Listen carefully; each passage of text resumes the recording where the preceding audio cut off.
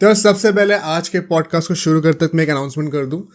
अगले पॉडकास्ट से जो कि मंडे को आएगा, हर पॉडकास्ट जो अब आने वाला होगा वो अब रात को 8 बजे आया करेगा। राइट। हमने काफ़ी सारा फीडबैक लिया है, काफ़ी सारे एनालिटिक्स चेक करें। तो अब से गोइंग फॉरवर्ड आपको मंडे, वेंसडे और फ्राइडे को विदाउट एनी फेल 8 बजे रात को पॉडकास्ट मिल जाया करेगा। ठीक है। And hopefully from next week हम लोग कुछ चेंजेस भी लाएंगे, फ्रेश चेंजेस लेके पता चल जाएंगे आप लोगों को।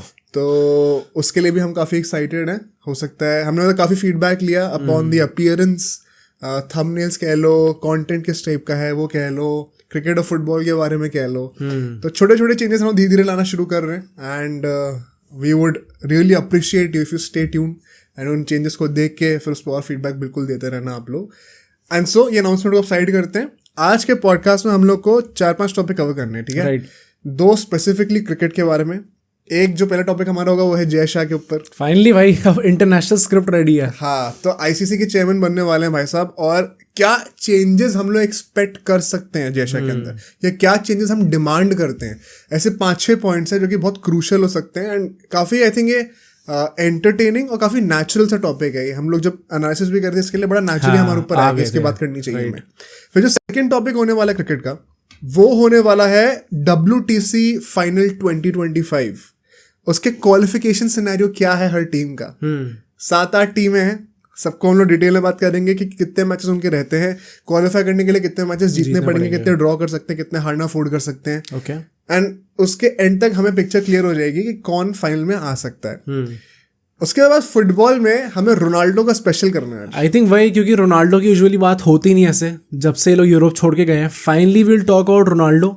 एंड जो भी अभी एकदम से ट्विटर पे, सोशल मीडिया पे जो तहलका मचा है कि क्या सऊदी रोनाल्डो के अगेंस्ट है, उसके चलते रोनाल्डो के रूमर्स आने लग गए कि वो कहीं और छोड़ के जाने वाला है।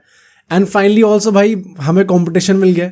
रोनाल्डो ने यूट्यूब चैनल स्टार्ट कर दिया अपना, वो भी मतलब इनसेन स्पीड पे ग्रो कर रहा है। तो उसका भी थोड़ा सा रिएक्ट करके बात करेंगे, एक फन नोट पे एंड करेंगे podcast. But let's start with the segment on Jay Shah. अब इस सेगमेंट का purpose as I said before ये होने वाला है कि हम लोग को पहले बात तो जय शाह प्रेसिडेंट क्यों बन रहा है इसको डिस्कस करना है। एंड जब वो प्रेसिडेंट बन जाएगा, प्रेसिडेंट चेयरमैन जो कहना चाहते हो कह लो, जब वो आईसीसी का चेयरमैन बन जाएगा तो हम एज इंडियंस क्या एक्सपेक्ट कर सकते हैं, क्या हमें एक्सपेक्ट करना चाहिए जय शाह से कि ये ऐसे चेंजेस लेके आए क्रिकेट के अंदर जो कि हमारा भी भला करे और बाकी क्रिकेटिंग वर्ल्ड का भी भला करें। बायस नहीं होना बिल्कुल भी।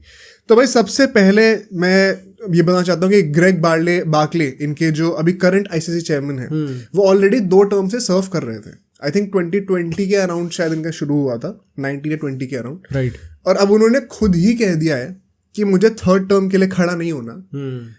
न्यूज रिपोर्ट्स कई सारी ये कह रही है कि as soon as he got to know कि जय शाह की इंटेंशंस हैं इस बार प्रेसिडेंट बनने की, तो उसने खुद मना कर दिया। हाँ। अब इसके बारे में मैं क्या कहूँ मुझे नहीं पता, ये रीड बिटवीन द लाइंस वाला सीन है। हाँ। Do you have anything to say on this? I think अगर है भी ऐसा तो भी मतलब मेरे को समझ में आता है। एंड हो सकता है भाई कि बीसीसीआई के ऐसे प्रेशर आ रहा हो और इसलिए उन लोगों ने कर दिया हो। बट रिगार्डलेस आई थिंक हम जो भी डिस्कस करने वाले हैं उसके थ्रू आपको शायद यही पिक्चर मिलेगी अल्टीमेटली कि हम लोग एज इंडियंस ऑल्सो अनबायस्ड हो कि हम लोग ये बोल रहे हैं कि क्या क्या एग्जैक्टली करना चाहिए क्रिकेट के भले के लिए। एंड कुछ ऐसे पॉइंट्स निकल के आएंगे जिससे आपको लगेगा कि इंडिया ऑलरेडी थोड़ा ज़्यादा ही कर रहा है बाकी नेशंस से।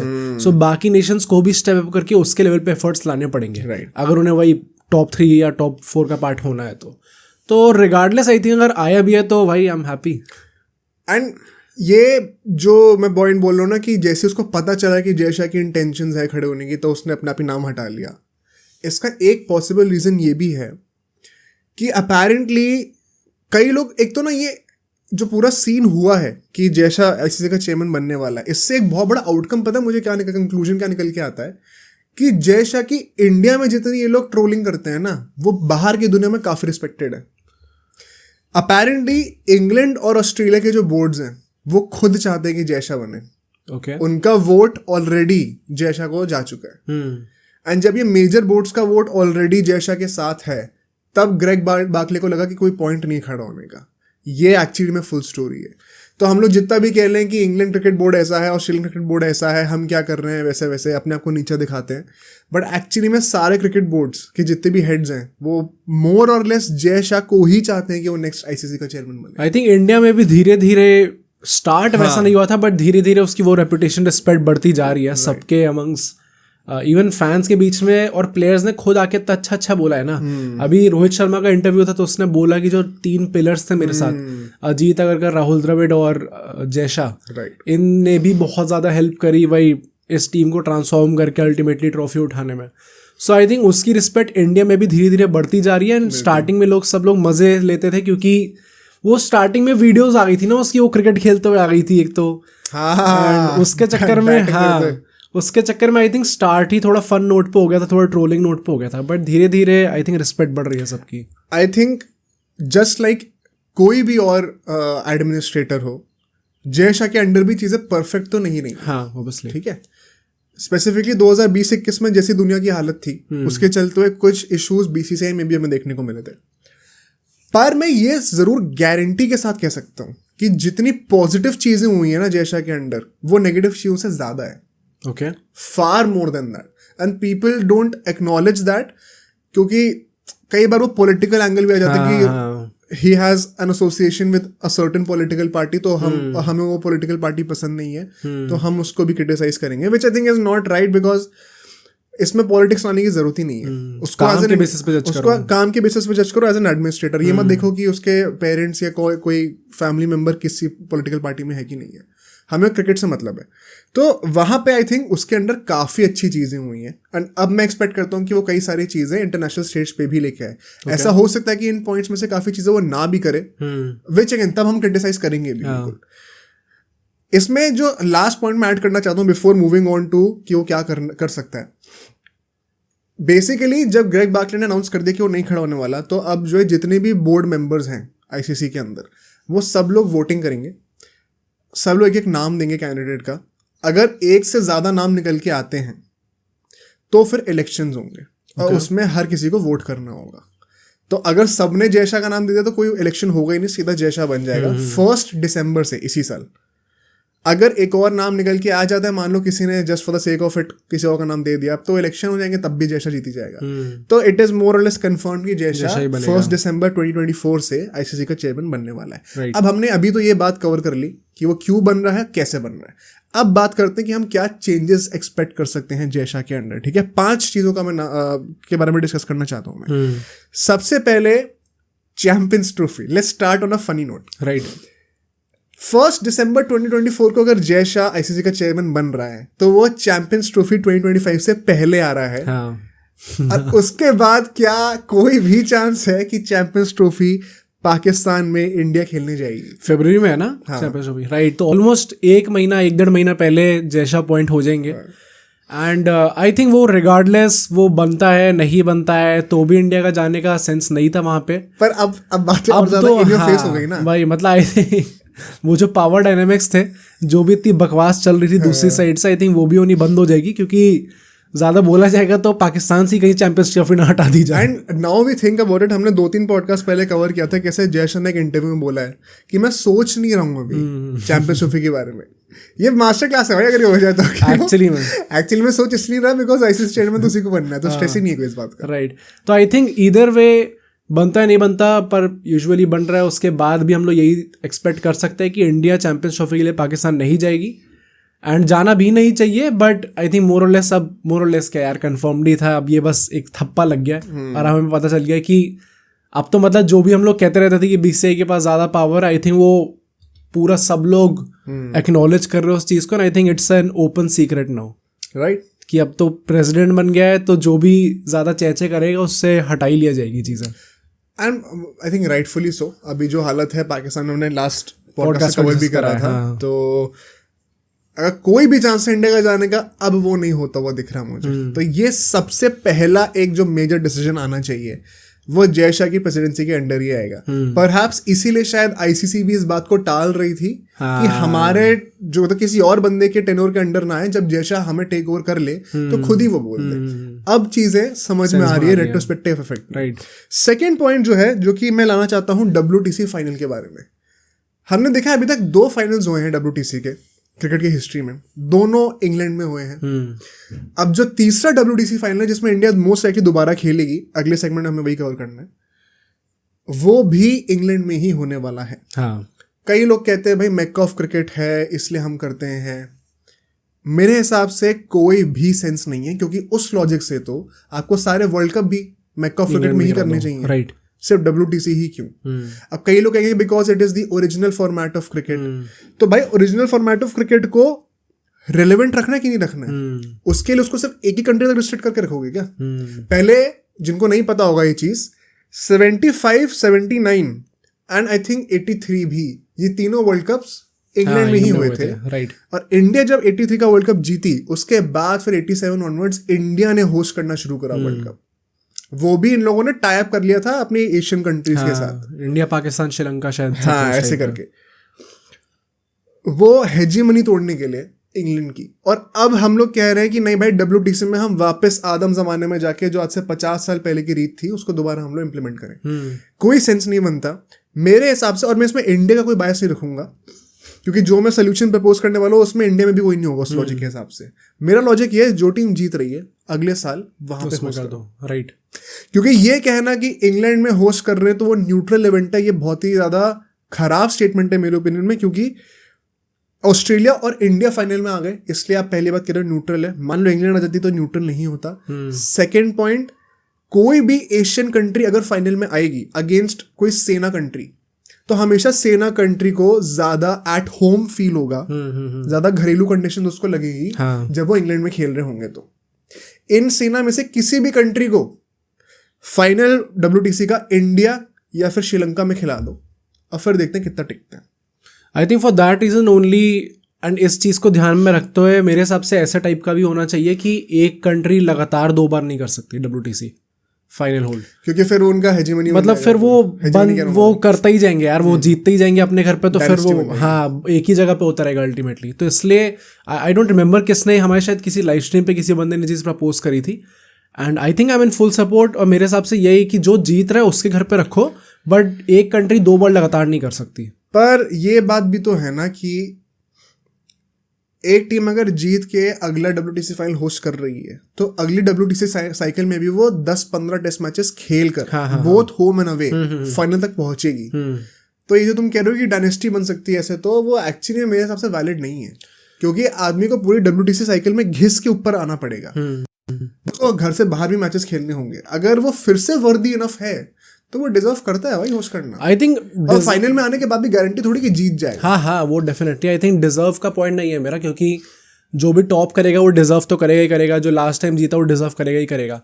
बट आई थिंक मेरे दिमाग में बस ये आता है, जैसे मान लो इंडिया जीत जाती है, ये मुझे लगता है पॉइंट सिर्फ इंडिया के लिए अप्लाई होता है। हाँ मतलब इंडिया के लिए, या फिर मतलब क्योंकि इंडिया फाइनल में तो पहुंच ही जाती है, 3 बार लगातार पहुंचने वाली है, और अगर घर पे हो गया तो फाइनल हार नहीं सकते, फिर हार नहीं सकते, राइट। तो आई थिंक वो एक तरीके से इंडिया यार फाइनल में पहुंचना आई थिंक सब लोग एक्सपेक्ट करते ही हैं, चाहे उनके घर में हो चाहे ना हो। और अगर एक बार वो चीज़ स्टार्ट हो गई तो आई थिंक वो टूटना बहुत डिफिकल्ट हो जाएगा। एंड जस्ट सो जो हमारा पॉइंट था बेसिकली कि इंग्लैंड में आप रख रहे हो तो ग्रो नहीं करना क्या इस फॉर्मेट को अल्टीमेटली बाकी कंट्रीज में। तो just say for example New Zealand जैसी कंट्री अगर वो नेक्स्ट टाइम सेकंड आई थी तो सेकंड वाले पे शिफ्ट उस पे शिफ्ट हो जाएगा, तो मतलब इन जनरल ग्रो हो सकता है फिर एक्चुअली। हाँ मैं ये छोटे मोटे ट्वीक्स के लिए एकदम ओपन हूँ, पर ये एक कंट्री से बाहर निकालो वो तो जरूरी है। क्रिकेट सबके लिए है ना, सिर्फ इंग्लैंड के लिए तो नहीं है। प्लस आई थिंक इस पर रोहित शर्मा ने ओपनली क्रिटिसाइज करा था, मैं इसीलिए पॉइंट यहाँ पे बोल भी रहा हूँ, ये मैं से हवा में उड़ा के नहीं पॉइंट्स लिख रहा हूँ, क्योंकि इन सब के बारे में एक्चुअली में या तो जय शाह ने खुद या तो इंडियन टीम में से किसी ने ऑलरेडी बोल रखा है, राइट। तो ये चेंजेस हम एक्सपेक्ट कर सकते हैं। एनीवे नेक्स्ट पॉइंट पे आते हैं, और ये भी पॉइंट जय शाह ने बड़ा रिसेंटली बोला था कि टेस्ट मैचेस को प्रमोट करने के लिए हम लोग कह रहे हैं कि भाई T20 मैचेस इतने बढ़ रहे हैं, इंडिया को 2024 से लेकर 2026 के बीच में जो 2 वर्ल्ड कप्स हैं उनके बीच में 40 T20 मैचेस खेलने। मुझे सबसे ज्यादा शॉकिंग चीज पता क्या लगी, अभी इंडिया की एक और ODI सीरीज बची है WTC चैंपियंस ट्रॉफी से पहले, जो कि इंग्लैंड के साथ होगी। उस सीरीज में 3 ODIs हैं, 5 T20s हैं। ओके क्या पॉइंट है T20s रखने का? इससे अच्छा 6-7 ODI रख लेते या 5 ODI रख लेते अगर इतना ही था तो, या फिर 3 T20 5 ODI रख लेते, वो भी उल्टा कर रखा है। तो जब ODI world cup ODI format की कोई ट्रॉफी है इस साल, जस्ट 1 महीने बाद, उसमें भी आप T20 ज्यादा खेल रहे हो एक सीरीज में, तो क्लियरली शोज कि कितना ज्यादा डोमिनेंस आ रहा है T20 का। और इसमें हम लोग ये भी चाहते हैं कि टेस्ट मैच भी फ्लरिश करे। तो जय शाह ने कहा था, मैंने ICC को बहुत बार बोल भी रखा है कि यार हम लोग को टेस्ट मैचेस के लिए एक स्पेशल फंड क्रिएट करना चाहिए, जिसमें डिपेंडिंग ऑन किसी कितनी कैपेसिटी है, सब लोग कुछ पैसा कंट्रीब्यूट करें एंड उस पैसे को फिर पूरे दुनिया में टेस्ट मैचेस प्रमोट करने के लिए यूज़ करा जाए। कई सारी कंट्रीज जहाँ पे टेस्ट मैचेस अभी अच्छे लेवल पे नहीं है, वहाँ पे डेवलपमेंट हो, स्टेडियम बने, पिचेस ऐसी बने, उन पे पैसा लगाया जाए ताकि उनको सैलरीज उतनी मिले कि वो खेलने के लिए इंटरेस्टेड भी तो हों। अगर मान लो एक क्रिकेटर को T20 मैच खेलने के लिए 10 लाख मिल रहे हैं और टेस्ट मैच खेलने के लिए 10,000 रुपए मिल रहे हैं, तो वो क्यों ही खेलेगा टेस्ट मैच? उसको भी तो घर चलाना है ना अपना। तो इन सारी चीजों को करने के लिए टेस्ट फंड क्रिएट करा जाए, ये मुझे लगता है ये चीज जेन्युइनली हो सकती है। I think in principle also सबका भला है। इन प्रिंसिपल आल्सो ये कितने एक्चुअली में कितने अच्छा आइडियाज हैं। एंड जो भी पूरा नरेटिव था कि वो डिस्ट्रॉय कर रहे हैं या फिर जैसा बीसीसीआई अच्छा डिसीजन नहीं ले रहे, अगर ये चीज़ आगे जाके एक्चुअली में इम्प्लीमेंट हो जाती है, क्योंकि ओडीआईस को तो आई थिंक वो मरने से कोई बचा नहीं सकता, रिगार्डलेस चाहे जैसा हो चाहे कोई भी हो। बिल्कुल। बट T20 तो ग्रो कर ही रहा है बहुत फास्ट रेट पे। इट इज़ वेरी इंपॉर्टेंट कि टेस्ट क्रिकेट जो कि एसेंस है क्रिकेट की, जहाँ से स्टार्ट हुआ है क्रिकेट, उस चीज़ को बढ़ाना बहुत ज़्यादा इंपॉर्टेंट है, ताकि वो गेम एकदम वन डायमेंशनल हो जाए, सिर्फ T20s ना रह जाए आगे जाके। और उसके लिए अगर ये लोग एक टेस्ट फंड क्रिएट करते हैं और ऐसे टाइप का उनका विजन है कि हम लोग छोटी कंट्रीज में जाके डेवलप करेंगे उस चीज़ को, तो इससे बेटर और क्या हो सकता है भाई क्रिकेट के लिए। आई थिंक मैं फुल्ली सपोर्ट करता हूँ इस चीज़ को, कोई डाउट ही नहीं है इस चीज़ में। बट जो नेक्स्ट पॉइंट है ये होने वाला है, ये कुछ लोगों के लिए थोड़ा इग्नाइटिंग भी होगा। हमने रिसेंटली एक पॉडकास्ट में कवर किया था जिसमें हमने अनपॉपुलर ओपिनियंस कहे थे क्रिकेट के, जिसमें ये वाला टॉपिक था कि बीसीसीआई के एक्चुअली में क्रिकेट को डिस्ट्रॉय कर रहा है। उस मिथ को हमने तोड़ा था। और हमने उसमें ये भी कहा था कैसे बीसीसीआई फॉर एग्जाम्पल जिम्बाब्वे को पिछले 10 साल में 5 बार टूर कर चुकी है। ऑस्ट्रेलिया और इंग्लैंड कितनी बार टूर करें। कई लोगों ने फिर कमेंट्स में लिखा था कि इस बार स्कॉटलैंड में जा रहे हैं, यहाँ जा रहे हैं, वहाँ जा रहे हैं। ये चीजें अब जाके आई हैं और ये एक टूर आप गिनवा रहे हो। जो मेन 10 टेस्ट प्लेइंग नेशंस हैं उनको अगर हटा दिया जाए, जो बाकी 15-20 कंट्रीज हैं और उसमें इंग्लैंड और ऑस्ट्रेलिया कितना फ्रीक्वेंटली टूर करती है, क्या वो उतना फ्रीक्वेंटली करती है जितना इंडिया करती है? बिल्कुल भी नहीं। पिछले 5 सालों में 2020 के डेकेड में निकाल के देख लो, ज्यादा पीछे का डेटा मत देखो, मन नहीं कर रहा। तो उसमें ही इंडिया आयरलैंड कितनी बार गई है, जिम्बाब्वे कितनी बार गई है, खुद ही जाके देख लो। तो आई थिंक यहाँ पे ये जो बड़ा आसान हो जाता है वेस्टर्न मीडिया के लिए बोलना, और हम इंडियंस का भी एक वो है ना कि भाई सर पे चढ़ा के रखते हैं वेस्टर्न लोगों को और वेस्टर्न मीडिया को भी कि ये जो कह रहे हैं वो तो सही होगा। वो कंडीशनिंग हो रखी है दिमाग के ब्रिटिशर्स के टाइम से। तो हम इस परसेप्शन में रहते हैं कि बीसीसीआई असली विलन है और ये बाकी जो बोर्ड्स हैं इनके ऊपर अत्याचार हो रहा है। एक्चुअली में अगर आप देखो तो वेस्टर्न मीडिया इसी नैरेटिव को एक्सप्लॉइट करके सारा ब्लेम बीसीसीआई पर डाल देती है और खुद एक्चुअली में क्रिकेट के प्रमोशन के लिए कुछ कर नहीं रही है। और अगर कोई लोग अभी भी डिसएग्री करते हैं ना, तो मैं बस इतनी सी बात बोलूँगा कि जय शाह ने और कई इंडियन क्रिकेटर्स ने ये बात खुद भी बोल रखी है कि ये लोग टूर इतना क्यों नहीं करते। तो हम लोग हवा में बात नहीं कर रहे, जो लोग एक्चुअली में वहाँ पे हैं मैनेजमेंट में और टीम के अंदर, वो भी ये बात को एक्नॉलेज करते हैं और उनको हमसे ज़्यादा पता है। ये बोल रखा है और रोहित शर्मा ने तो ये तक बोल रखा है, अभी रिसेंटली कुछ टाइम पहले बोला था कि भाई हमें करना पड़ रहा है टूर, क्योंकि हम जहाँ जाएंगे उस बोर्ड को बहुत भला होने वाला है। जैसा ने बोला था जब आइलैंड गए थे ये लोग, जिसमें बुमराह कैप्टन था उस वाले सीजन, कि कंपलसरी है हमारे लिए, मैंडेटरी है जाना अलग अलग कंट्रीज में, बिकॉज बीसीसीआई और इंडिया जहाँ जाएगी वहाँ पैसा आएगा। और कंपलसरी उन लोगों ने खुद अपने जिम्मे पे ले रखी है बात, कोई डिक्टेट नहीं कर सकता उन्हें कि तुम्हें जाना पड़ेगा। और इससे पता क्या है, इससे तुम क्रिकेट को तो बचा ही रहे हो, पर एट व्हाट कॉस्ट? इंडिया पे जितना पैसा और जितनी टीआरपी है, इंडिया जिस कंट्री को घर बुलाना चाहे बुला सकती है। अगर वो ऑस्ट्रेलिया और इंग्लैंड से कहेंगे यहाँ पे आके खेलो, वो भी खुशी खुशी खेलेंगे, क्योंकि उनको बहुत फायदा होता है पैसों का। अब ये देखो बेसिकली 2 प्रॉब्लम्स आ रही हैं जिसको सैक्रिफाइस करके उसके बावजूद इंडिया अलग अलग कंट्रीज में, इन छोटी कंट्रीज में जाके क्रिकेट खेल रही है।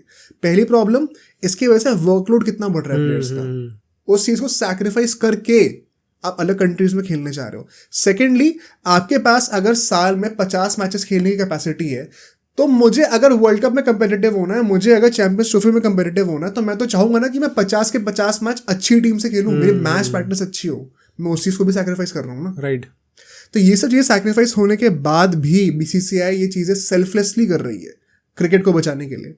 ये मोर्चा से बीसीसीआई को नहीं करना, ये बाकियों को भी होना चाहिए। एंड आई थिंक इंग्लैंड और ऑस्ट्रेलिया को ये 2 बोर्ड सबसे पहले आएंगे, क्योंकि इंडिया के बाद, बीसीसीआई के बाद जो 2 सबसे रिचेस्ट बोर्ड्स हैं, जो सबसे ज्यादा पैसा कमाते हैं, वो इंग्लैंड और ऑस्ट्रेलिया ही हैं। राइट। तो मैं एक्सपेक्ट करता हूँ जय शाह के अंडर आईसीसी का जब वो चेयरमैन बनेगा, कि आप ये रिस्पॉन्सिबिलिटी सिर्फ इंडिया पे ना रखो, इसको शेयर करो रिस्पॉन्सिबिलिटी को बाकी बड़े बोर्ड्स के साथ, राइट। और हम होपफुली कई सारे बड़ी टीम वर्सेस छोटी टीम वाले टूर, चले भले ही छोटे ही क्यों ना हो, 2 मैच के रख लो, लेकिन होने जरूरी है, उनको भी तो एक्सपोजर मिले। वो छोटी टीम में सिर्फ इंडिया से खेल खेल कर कितना परफॉर्म करनी है वर्ल्ड कप में। अलग अलग कंट्री के अलग अलग स्ट्रेंथ होते हैं। इंडिया के पास हर टीम जैसी सारे डायमेंशन की स्ट्रेंथ तो नहीं है, तो अलग वैरायटी से खेलोगे तभी तो आप उस लेवल पे आओगे। तो उन टीम्स के लिए भी इंपॉर्टेंट। आई होप सबको ये पॉइंट समझ में आए, राइट। एंड सो जो लास्ट पॉइंट होने वाला है वो होने वाला आईपीएल के बारे में।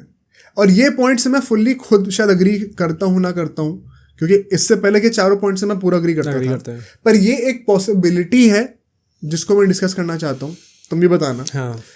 विच इज कि जयशा के अंडर शायद ऐसा हो कि आईपीएल जब चल रहा हो तो इंटरनेशनल विंडो पूरी खाली रहे फॉर ऑल द कंट्रीज, ताकि आईपीएल में जो हम लोग देखते हैं कि जितने भी ये इंग्लैंड के प्लेयर्स हैं, ऑस्ट्रेलिया के प्लेयर्स हैं, ये जैसा भी फिल सॉल्ट गया था, मतलब लास्ट मोमेंट पे आके फिल सॉल्ट का, तो मैं फिर से वही कहूंगा कि वो गलत एग्जांपल है। क्यों भाई? कंट्री ने उसको बुलाया ना। अरे तो इंटरनेशनल मैच था ना। अच्छा हाँ, उस सेंस में कि मतलब हाँ मजबूरन प्लेयर्स को जाना पड़ रहा है, ऐसा नहीं कि इंजरी फेक करके जा रहे हैं, वो चीजें खत्म हो जाए। इनफैक्ट जॉर्ज बटलर ने खुद ही कहा कि भाई एक कंट्री के मैचेस और आईपीएल साथ में होने नहीं चाहिए। नासिर हुसैन ने उसको सपोर्ट करा इस बात में, राइट। क्या हम ये चीज होते हुए देख सकते हैं आईपीएल के दौरान अंडर जयशा, और क्या ये सही है कि नहीं? What do you think? I think यहाँ पे मैं दोनों साइड से एग्री करता हूँ, एंड मैं दोनों साइड को समझता हूँ। जो लोग कह रहे हैं कि आईपीएल के टाइम पे नहीं होना चाहिए, भाई कायदे से तो नहीं होना चाहिए। जब एक टूर्नामेंट चल रहा होता है तो फिर आपको, और जब आपने इतना पैसा लिया होता है, जब इतने इन्वेस्टेड होते हैं, पूरे वर्ल्ड में जो पब्लिक है सब लोग आईपीएल देखते हैं। सबसे बिगेस्ट लीग है, सबसे रिचेस्ट लीग है, सबसे ज़्यादा मतलब जो आईज लाती है, जो सबसे ज़्यादा लीग, वो आईपीएल है। बिल्कुल। सो अगर आप उस सेंस में देखो तो it does not make sense कि आप उस टाइम पे इंटरनेशनल मैचेस रखो और एंड मोमेंट पे फैंस का मजा खराब करो। जैसे फिल सॉल्ट को निकाल के केकेआर फैंस की जो हालत हुई थी उस टाइम पे, सबको पता है वो। And at the same time हम लोग उस डिलेमा में फंसते हैं कि क्या हम लोग इंटरनेशनल क्रिकेट एक तरीके से सैक्रिफाइस कर रहे हैं क्योंकि हमें फ्रेंचाइज क्रिकेट उस टाइम पे होगा।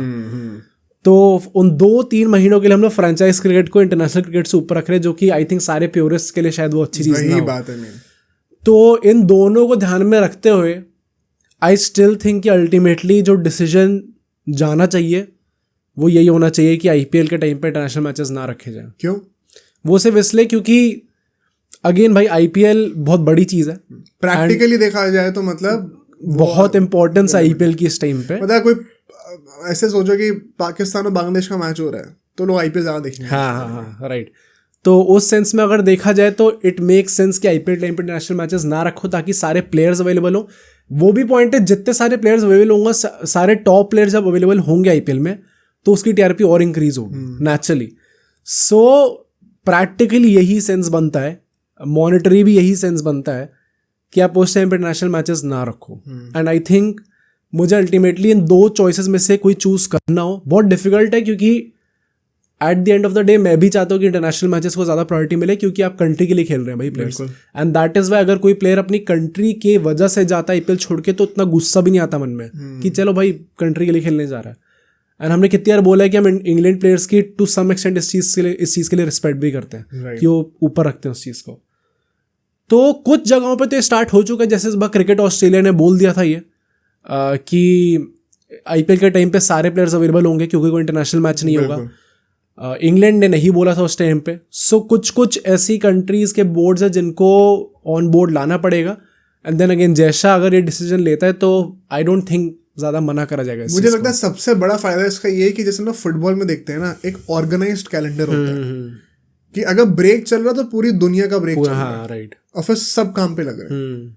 जैसे फुटबॉल में क्या होता है, जून के बाद जुलाई और थोड़ा बहुत अगस्त वो हमेशा सब सारे प्लेयर्स के लिए खाली रहता है पूरी दुनिया में। अभी 1-2 मैचेस हैं क्लब के, और उसके बाद 2-3 मैचेस में सारे प्लेयर्स को अपनी नेशनल साइड्स के लिए खेलना है। और उसके बाद वापस सब लोग आ जाएंगे एक ही साथ। तो हाँ, वो एक ऑर्गेनाइज स्केड्यूल होना चाहिए, जो कि मुझे लगता है क्रिकेट को बहुत ज्यादा सख्त जरूरत है इस चीज की, क्योंकि बहुत उथल पुथल हो रहा है आज। सेकेंड पॉइंट ये जो मुझे लगता है कि क्योंकि मैं चाहता हूँ कि इंटरनेशनल क्रिकेट को हमेशा ज़्यादा इंपॉर्टेंस मिले फ्रॉम फ्रेंचाइज क्रिकेट। अभी क्या सच्चाई में पॉसिबल है कि नहीं, आज से 10-20 साल बाद मुझे थोड़ा कम लग रहा है इसका चांस, बिकॉज फ्रेंचाइज क्रिकेट के थ्रू ही आप बढ़ रहे हो। ये सैड रियलिटी है, पर यही रियलिटी है। तो मुझे ऐसा लगता है इसमें शायद आप एक ऐसा पॉइंट भी ला सकते हो कि जो प्लेयर्स आईपीएल में खेल रहे हैं आप फिर वापस नहीं जा सकते आईपीएल छोड़ के। ओके तो या तो खेलने ही मत आओ, और खेल लो तो पूरा आईपीएल खेलो। ऐसा कुछ कॉन्ट्रैक्ट होना चाहिए जो कि which is binding on the contract with your cricket board of your country, कि भाई अगर आपने यहाँ पे साइन कर दिया तो ये ओवरटेक करता है आपके क्रिकेट बोर्ड के कॉन्ट्रैक्ट को। अगर आप ये 2 महीने के लिए कमिटमेंट दे रहे हो तो आप छोड़ के नहीं जा सकते। इसका एक डाउन साइड ये भी कि फिर हो सकता है कई सारे प्लेयर्स आए ही ना ऑप्शन में डर के मारे। तो ये रिस्क और रिवॉर्ड है, ये आपको खुद इवेलुएट करना पड़ेगा। मेरे पास इसके लिए कोई बहुत बढ़िया सोल्यूशन है नहीं टू बी ऑनेस्ट, पर मैं चाहता हूँ कि इंटरनेशनल क्रिकेट सैक्रिफाइस ना हो। एक पॉइंट ये भी है कि भाई इंटरनेशनल क्रिकेट वैसे भी कितनी ही टीम्स का हो रहा होता है जब आईपीएल चल रहा होता है। राइट। और क्या वो मैचेस बाद में स्केड्यूल नहीं हो सकते 1 महीने के? आई थिंक हो भी सकते हैं, इतनी कोई प्रॉब्लम भी नहीं है। तो अगर आप मैनेज करना चाहो स्केड्यूल को, मेरे ख्याल से पूरा क्रक्स इस पॉइंट का है ऑर्गेनाइज स्केड्यूल। अगर आप वो कर दोगे तो शायद आपको नंबर ऑफ मैचेस जो कि एक इंटरनेशनल टीम खेल रही है वो कम भी नहीं करने पड़ेंगे, और साथ ही साथ आप 2 महीने की विंडो भी बना लो। राइट, ये पॉसिबल है। इसके लिए थोड़ा दिमाग ज़्यादा लगाना पड़ेगा आईसीसी को, थोड़ा कैलकुलेशन ज़्यादा करनी पड़ेगी। एंड आई होप कि जयशा के अंडर वो चीज़ हो, क्योंकि मैं यार एज अ क्रिकेट फैन बताता हूँ, मैं तो इतने सालों से क्रिकेट देख रहा हूँ। आज से 10 साल पहले जो मैं क्रिकेट देखता था और आज जो मैं क्रिकेट देखता हूँ उसमें ज़मीन आसमान का फ़र्क है। इन द सेंस कि भाई 2011 वर्ल्ड कप टाइम का ले लो, अगर तुम बात ले लो, इंडिया के पहले तो इतने मैचेस होते नहीं थे कि हर एक हफ्ते बाद एक नई सीरीज शुरू हो रही है, तो हर एक सीरीज का एक्साइटमेंट था। प्लस क्योंकि इतने सारे मैचेस नहीं हो रहे तो मैं दूसरे कंट्री के मैचेस भी फॉलो कर सकता हूँ। मैंने इतने सालों तक ऐसे मैचेस देखे हैं जिसमें इंडिया खेल ही नहीं रही है और पूरे इंथुजियाज्म से देखे, और मैं फॉलो कर पा रहा हूँ उनको। अब क्या है, अगर मैं इंडिया का मैच देख रहा हूँ तो मैं 4 और मैचेस मिस कर रहा हूँ जिनका मुझे, और वो ऐसे भी नहीं कि मैं हाईलाइट देखूं उनके बाद में, क्योंकि तब तक कोई और मैच शुरू हो चुका होगा। तो आप जो है क्रिकेट का ट्रैक रख ही नहीं सकते, आपको बहुत चीज़ें मिस करनी पड़ेंगी कोई एक मैच देखने के लिए। तो इसमें अब जैसे आईपीएल लेकर चल रहा हो भाई, हफ्ते में कम से कम 8 मैचेस होते हैं या फिर 9 भी हो सकते हैं अगर 2 डबल हेडर्स हो तो, और रोज मैच हो रहा है। अब मैं कहाँ से कोई और ओडीआई मैच किसी कंट्री का या टेस्ट मैच फॉलो करूं? कैसे कर? आदमी को काम भी करना है, राइट, मैच भी देखना है, नींद भी पूरी करनी है। वो एक नॉर्मल इंसान के लिए पॉसिबल ही नहीं है। तो आपको सैक्रिफाइस करना ही पड़ेगा कुछ ना कुछ। अगर आईपीएल के टाइम पे सिर्फ आईपीएल चल रहा है तो ये चीज सॉल्व हो सकती है होपफुली, एटलीस्ट 2 महीने के लिए सही, लेकिन साल में हर एक बंदा इन्वॉल्व होके एक चीज को दिखेगा और उसके बारे में डिस्कशन करेगा। होपफुली इंटरनेशनल कैलेंडर में भी आगे जाके चीजें हों, पर अभी एटलीस्ट आईपीएल से ही शुरू कर ले तो बहुत अच्छी बात है। And I think all these points, ये बहुत ही रीजनेबल पॉइंट्स है जो कि हमें एक्सपेक्ट करनी चाहिए जयशा से। इनमें से कितने पॉइंट्स एग्जीक्यूट होंगे पता नहीं, हो सकता है एक भी ना हो, पर आई थिंक डुएबल है सारी चीजें। आई थिंक कुछ ना कुछ एक्शंस तो लिया जाएगा। एंड ये क्योंकि ये सारे पॉइंट्स ऐसा बहुत ज़्यादा, ऐसा भी नहीं कि बहुत सोचने के बाद ऐसे पॉइंट्स मिलो, just of the top of your mind आपको ये सारी चीज़ें दिमाग में आ जाएंगी, यार ये चीज़ें करी जा सकती हैं। आई थिंक इसलिए बहुत डिफिकल्ट नहीं है इसके बारे में सोचना। हो सकता है कि जय शाह, उसकी जो भी पूरी टीम होगी, कुछ ऑलरेडी प्लान इन प्लेस हो उनके लिए, तो कुछ ना कुछ तो हम एक्सपेक्ट कर सकते हैं इन चीज़ों पर। But on that note let's move to our next topic, जो हमें WTC फाइनल का, जो कि अगले साल होने वाला है 2025 में, उसके लिए हर एक टीम के क्या क्वालिफिकेशन सिनेरियो है, कौन सी टीम मोस्ट लाइकली फाइनल पहुंचेगी, कैसे पहुंचेगी, वो डिस्कस करते हैं। बहुत इन्फॉर्मेटिव सेगमेंट होने वाला है ये। एंड सबसे जो बढ़िया बात है जो मैं अभी आपको स्टार्टिंग में बता देता हूँ, इस पूरी WTC साइकिल में जो कि 2023 से 2025 की है, इसमें टोटल सारी कंट्रीज को मिला के 27 टेस्ट सीरीज खेलनी थी। उसमें से अभी तक सिर्फ 13 टेस्ट सीरीज ही हुई है। अच्छा, आधे से ज्यादा भी बचा हुआ है। ओके, और कुछ ही महीने रह गए। तो इसका मतलब अभी कमिंग मंथ्स में कितने सारी टेस्ट सीरीज होने वाली है। टेस्ट प्योरिस्ट के लिए बहुत अच्छी न्यूज है ये। तो ये 14 टेस्ट सीरीज अभी भी बची हुई है इस WTC साइकिल की, विच मीन्स कि अभी काफी फेरबदल हो सकती है। ऐसा नहीं है कि इंडिया का अभी भी लेके ग्रांटेड ही लेके चल रहा है, फिर ऑस्ट्रेलिया का ग्रांटेड ही लेके चल रहा है। इसीलिए मैं ये सेगमेंट कवर भी कर रहा हूँ। यूजुअली हमने अभी तक पैटर्न देखा है 2 WTC साइकिल में कि किसी भी टीम के पास अगर 60% पॉइंट से ज्यादा होता है, 60% पॉइंट मतलब बेसिकली एक मैच जीतने के 12 पॉइंट मिलते हैं। मैंने 10 मैच खेले तो मैक्सिमम में 120 पॉइंट जीत सकता हूँ। उसमें से मैंने सिर्फ 60 पॉइंट्स जीते हैं, तो मतलब 50% मैच हो गया। हाँ, ऐसे करके कैलकुलेट करना राइट। होता है। तो मुझे 60% पॉइंट वाला मार्क हिट करना होता है, तो मैं यूजुअली WTC फाइनल में क्वालिफाई कर जाता हूँ। ये ट्रेंड रहा है। तो हम लोग उसी को कंसिडर करते हुए हर टीम की बात करते हैं कि 60% पॉइंट्स जीतने के लिए आपको amongst out of the total points payable कितने मैचेस आपको बचे हुए जीतने पड़ेंगे। ठीक है, सबसे पहले मैं इंडिया से ही स्टार्ट करूंगा। इंडिया को अभी 10 टेस्ट मैचेस और खेलने हैं, which is I think perhaps one of the highest number of test matches left. Right. इतने टेस्ट मैचेस अभी किसी की टीम के नहीं रहते।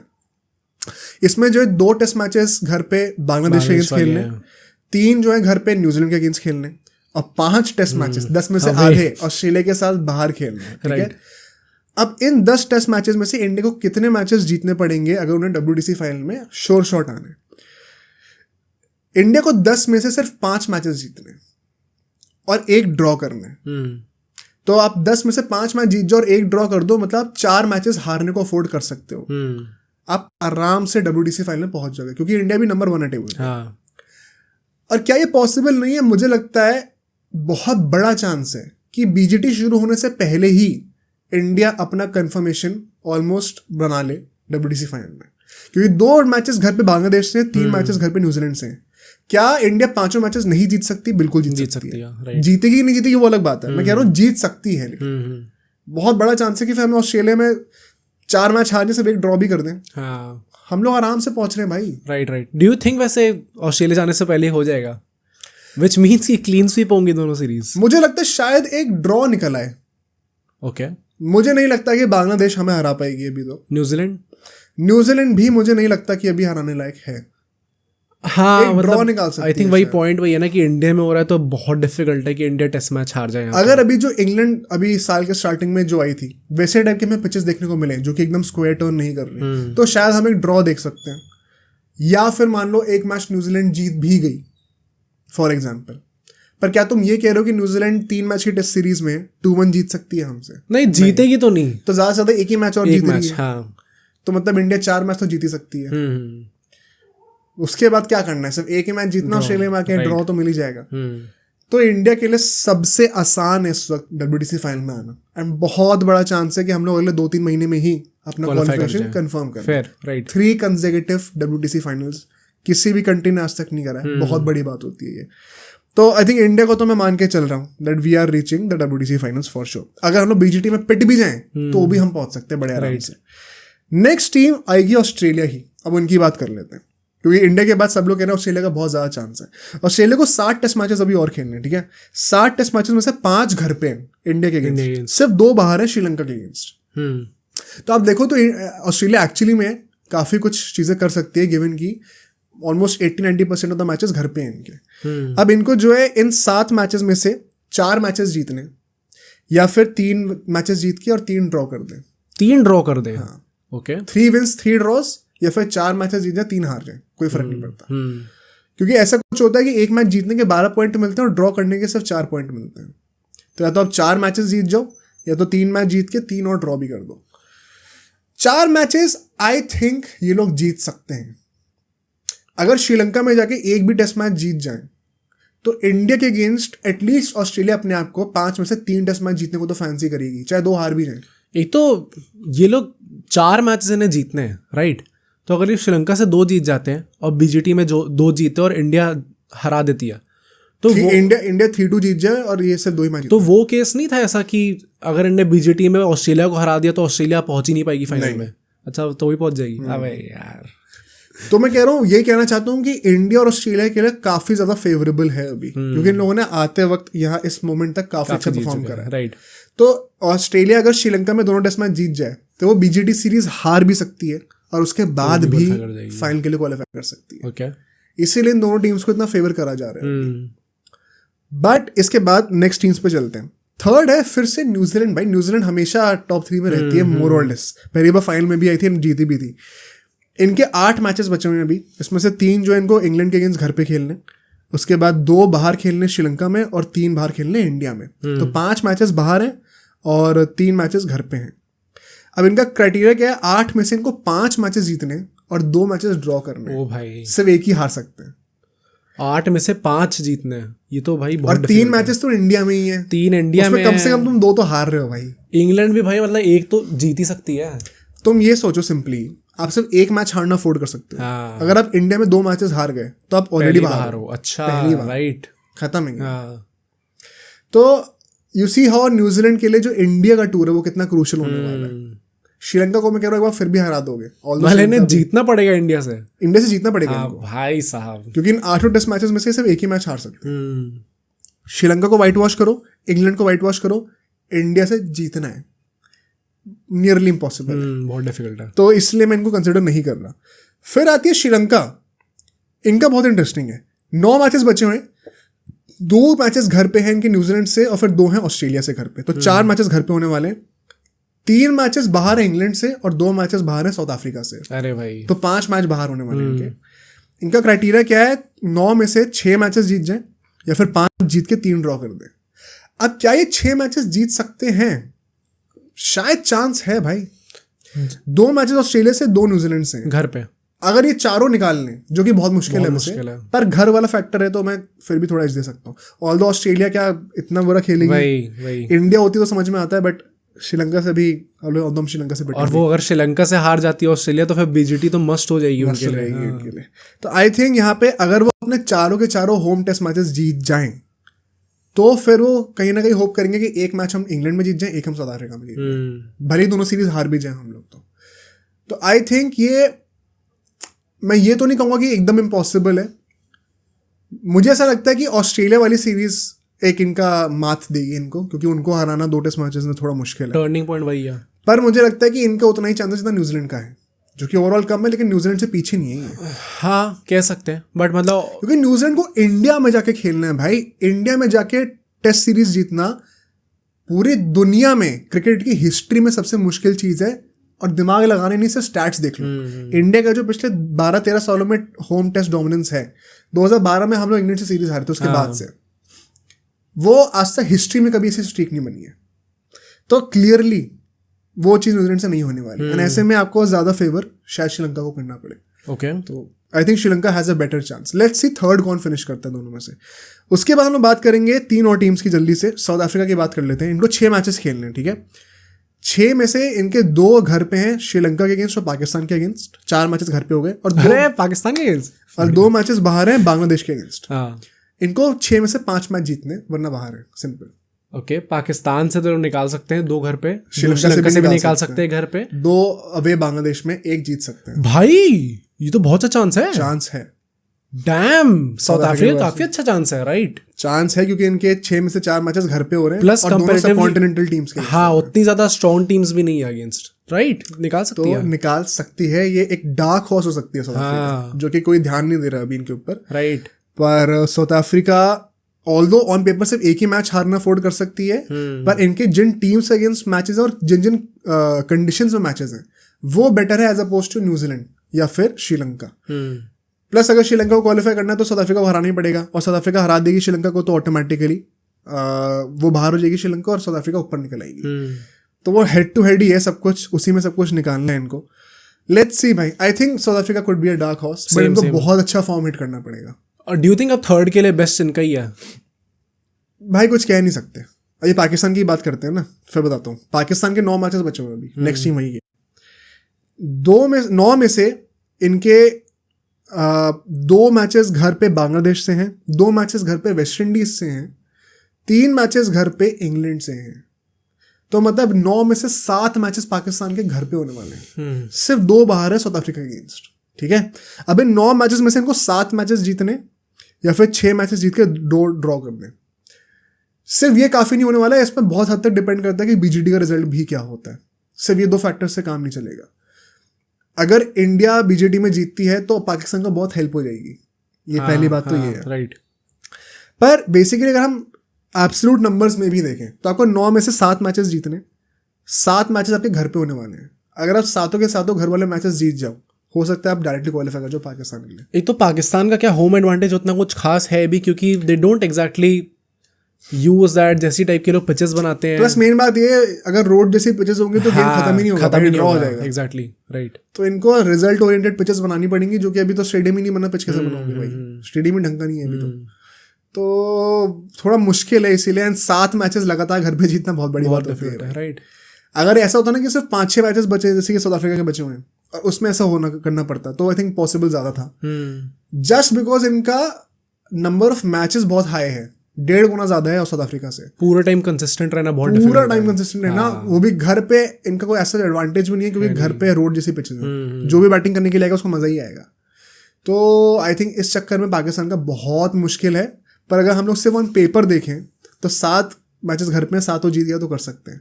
तो डुएबल तो है, बट प्रैक्टिकली नियरली इम्पॉसिबल है, which is why I think Pakistan तो नहीं आने वाली। बहुत सपने देखने वाली बात है ये। बट जो लास्ट टीम है विच इज इंग्लैंड, इन क्लाउनरी के ऊपर जरा बात करते हैं। इनके 9 टेस्ट मैचेस अभी बचे हुए हैं, ठीक है, one of the highest matches बचे हैं अभी। 3 घर पे श्रीलंका के अगेंस्ट है, और फिर 3 जो है बाहर है पाकिस्तान के पास, और 3 बाहर है न्यूजीलैंड के पास। तो 9 में से 6 मैचेस ये लोग अवे खेल रहे हैं, ठीक है। इनका क्राइटेरिया क्या है, इनको 9 के 9 मैचेस जीतने। अरे भाई एक भी मैच ड्रॉ हुआ ना तो भी बाहर। कौन से? पाकिस्तान, श्रीलंका और न्यूजीलैंड, और पाकिस्तान और न्यूजीलैंड अवे है भाई। एक तो जीतेगी न्यूजीलैंड, पाकिस्तान से मैं तब भी सोच सकता हूँ कि ये लोग निकाल लेंगे, श्रीलंका से मैं तब भी ड्रॉ भी सकता है भाई, कोई बड़ी बात नहीं। हाँ, ड्रॉ हो जाए क्या पता। अच्छा, इन्हें जीतना ही पड़ेगा। ड्रॉ एक भी नहीं कर सकते, 9 के 9 जीतने बहुत डिफिकल्ट है। उसका मेजर रीजन पता है क्या है? इन लोगों ने 19 पॉइंट अपने गवा दिए स्लो ओवर रेट के चक्कर में इस साइकिल में। अगर वो सीन ना हुआ था तो इनका थोड़ा हेल्प हो जाती, तो इनने वो बेवकूफ़ी कर रखी है। ये जितनी भी टीम से मैंने बात करी है, इस पर वही कंडीशन है कि स्लो ओवर रेट से पॉइंट्स ना कटे। इंग्लैंड के 19 पॉइंट कट चुके हैं, विच इज वाई अगर ये लोग एक भी मैच ड्रॉ भी कर देते हैं तो ये ऑटोमेटिकली बाहर है, इनका चांस ही नहीं है। It is so funny because अब 3 साइकिल होने वाली है, इनको घर पे अपना फाइनल करवाना होता है। पहुंचने लायक तो तुम हो नहीं, तुम टॉप 5 में तो मर के आ रहे हो, राइट। अभी 7वीं 8वीं पोजीशन पे हैं लोग, क्या एक्सपेक्ट कर रहे हो भाई? और किस बेसिस पे कह रहे हैं कि इंग्लैंड में ही होगा फाइनल? क्या हक जमा रहे हो भाई? राइट। तो मतलब मेरे को तो ये लगता है इंग्लैंड वाला सबसे शेमफुल है। लोग पाकिस्तान का मजाक उड़ाते हैं, लोग साउथ अफ्रीका पे पिटी करते हैं, श्रीलंका पे पिटी करते हैं, बट लुक एट इंग्लैंड, कैसे इनकी हालत है। इसमें बहुत बड़ा कंट्रीब्यूशन है इंडिया का, जिन लोगों ने तोड़ा है इनको। अभी इनके चांसेस खत्म ही कर दिए बिल्कुल। एंड सरप्राइजिंगली जो अगला WTC फाइनल है वो आई थिंक जून में होगा इंग्लैंड में ही, और उसके 1-2 हफ्ते बाद ही इंडिया टूर ऑफ इंग्लैंड शुरू हो रहा है 5 टेस्ट मैचेस का वहीं पर भाई। तो अगली WTC साइकिल की शुरुआत ही इंडिया से इंग्लैंड से है। बढ़िया। अगर लोग वहां जाके भी सीरीज अगर ड्रॉ भी कर दें तो फिर से इनकी क्लाउनरी शुरू हो जाएगी।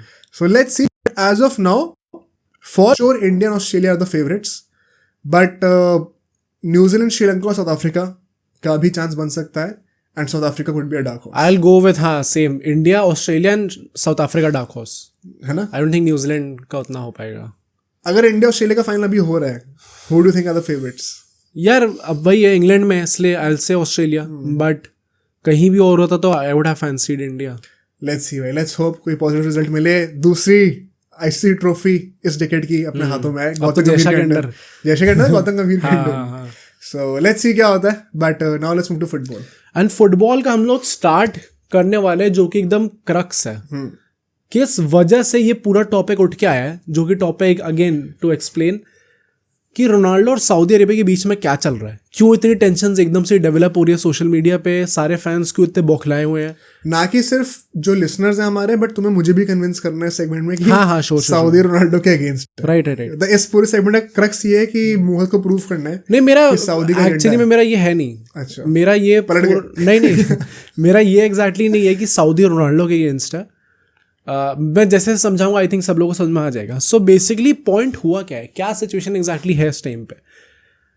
कुछ ऐसा निकल के आई है न्यूज़ एंड स्टैट्स निकल के आए हैं, जिसके बेसिस पे ये प्रूव हो रहा है कि पूरी सऊदी लीग में सबसे ज़्यादा फंड्स जिस टीम को दिए जा रहे हैं, क्योंकि जिनको शायद ये फैक्ट ना पता हो एंड काफ़ी लोगों के लिए बहुत सरप्राइजिंग चीज़ हुई है, यूजुअली यूरोप में जो भी क्लब स्पेंड करता है, प्लेयर्स खरीदता है, वो अपने पैसों से खरीदता है जो उन लोगों ने कमाए होते हैं।